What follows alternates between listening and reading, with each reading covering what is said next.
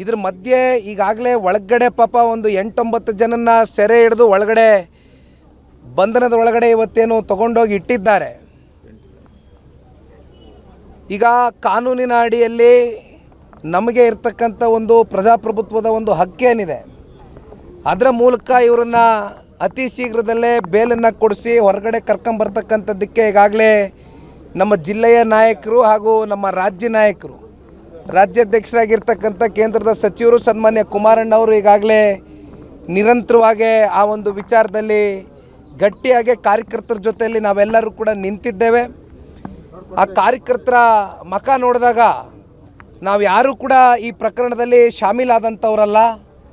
ಆದರೂ ಕೂಡ ನಮ್ಮ ಧ್ವನಿಯನ್ನು ಅಡಗಿಸೋದಕ್ಕೋಸ್ಕರ, ಏಕೆಂದರೆ ಇವತ್ತು ಪಕ್ಷ ಕಟ್ಟತಕ್ಕಂಥದ್ದಕ್ಕೆ ಸರ್ಕಾರ ಮಾಡ್ತಕ್ಕಂಥ ಕೆಲವೊಂದಷ್ಟು ತಪ್ಪುಗಳನ್ನ ಇವತ್ತು ಸೋಷಿಯಲ್ ಮೀಡಿಯಾ ವಲಯದಲ್ಲಿ ಚರ್ಚೆ ಮಾಡ್ತಕ್ಕಂಥ ಕೆಲವೊಂದಷ್ಟು ಹುಡುಗರನ್ನ ಟಾರ್ಗೆಟ್ ಮಾಡಿ ಅವ್ರು ಯಾರು ಕೂಡ ಇಲ್ಲಿವರೆಗೂ ಕೀಳಾಗೆ ಮಾತನಾಡಿರ್ತಕ್ಕಂಥ ಯಾವ ಒಂದು ವಿಡಿಯೋನೂ ಕೂಡ ನಿಮಗೆ ಸಿಕ್ಕಲಿಕ್ಕಿಲ್ಲ. ಯಾವುದೇ ವಿಚಾರಗಳು ನಮ್ಮ ಕಾರ್ಯಕರ್ತರು ಮಾತಾಡಬೇಕಾದ್ರೆ ಅತ್ಯಂತ ಸೂಕ್ಷ್ಮವಾಗಿ ವಿಷಯವನ್ನು ಅರ್ಥ ಮಾಡ್ಕೊಂಡು ವಿಷಯಾಧಾರಿತವಾದಂಥ ಒಂದು ವಿಚಾರವನ್ನು ಮುಂದಿಟ್ಟು ಇಲ್ಲಿವರೆಗೂ ಸೋಷಿಯಲ್ ಮೀಡಿಯಾದಲ್ಲಿ ಅವರ ವಿಚಾರಗಳನ್ನ ಮಂಡಿಸ್ತಾ ಹೊರಟಿದ್ದಾರೆ. ಅಂಥ ಹುಡುಗರುಗಳನ್ನ ಇವತ್ತು ಟಾರ್ಗೆಟ್ ಮಾಡಿ ಅವ್ರಿಗೂ ಈ ಪ್ರಕರಣಕ್ಕೂ ಸಂಬಂಧವೇ ಇಲ್ಲ.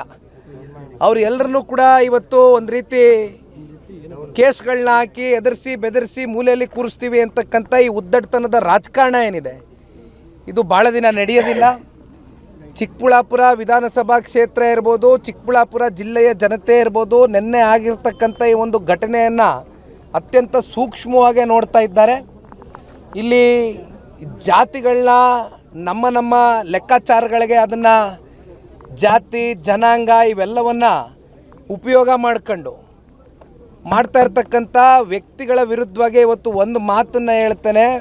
ಈ ಪ್ರಜಾಪ್ರಭುತ್ವದಲ್ಲಿ ಜನರು ಚುನಾಯಿತಿ ಪ್ರತಿನಿಧಿಗಳಾಗಿ ಮಾಡಿರ್ತಕ್ಕಂಥ ಆ ಚುನಾಯಿತಿ ಪ್ರತಿನಿಧಿಗಳಿಗೆ ಸರ್ವಾಧಿಕಾರಿ ಧೋರಣೆಯನ್ನು ಬದಿಗಿಟ್ಟು ತಗ್ಗಿ ಬಗ್ಗಿ ಏನು ಹೆಚ್ಚು ಯಾರ ಬಗ್ಗೆನೂ ವೈಯಕ್ತಿಕವಾಗಿ ಇಲ್ಲಿ ಮಾತನಾಡೋದಕ್ಕೆ ಸಿದ್ಧ ಇಲ್ಲ. ನೀವು ಯಾವ ವ್ಯಕ್ತಿ ಬಗ್ಗೆ ಪ್ರಶ್ನೆ ಕೇಳಿದ್ರು ನಾನು ಇವತ್ತು ಚರ್ಚೆ ಮಾಡೋದಕ್ಕೆ ಸಿದ್ಧ ಇಲ್ಲ. ಒಂದು ಮಾತನ್ನು ಹೇಳ್ತೇನೆ, 2028 ಮುಂದಿನ ವಿಧಾನಸಭಾ ಸಾರ್ವತ್ರಿಕ ಚುನಾವಣೆ ಭಾಳ ದೂರ ಇಲ್ಲ. ಜನ ಪ್ರಜ್ಞಾವಂತರಿದ್ದಾರೆ, ಬುದ್ಧಿವಂತರಿದ್ದಾರೆ. ಎಲ್ಲವನ್ನು ಅಳೆದು ಸುರಿದು ಯಾರು ಸೂಕ್ತವಾದಂಥ ಗೌರವಯುತವಾದಂಥ ವ್ಯಕ್ತಿ ಮುಂದೆ ಇಲ್ಲಿ ಶಾಸಕ ಆಗಬೇಕು ಅಂತಕ್ಕಂಥದ್ದು ಅದು ಜನರು 28 ಒಂದು ಗಡಿಯಲ್ಲಿ ತೀರ್ಮಾನ ಮಾಡ್ತಾರೆ. ಅಲ್ಲಿವರೆಗೂ ನಾವೆಲ್ಲರೂ ಕಾಯ್ತೇವೆ. Thank you sir, thank you.